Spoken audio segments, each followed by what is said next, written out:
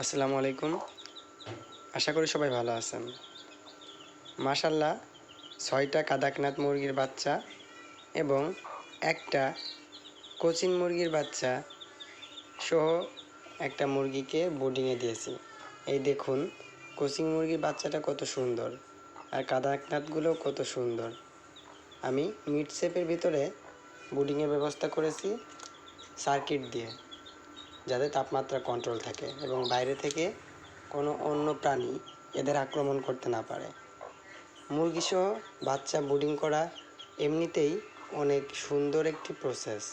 তার সাথে তাপমাত্রা কন্ট্রোলের জন্য আমার লাইট আছে।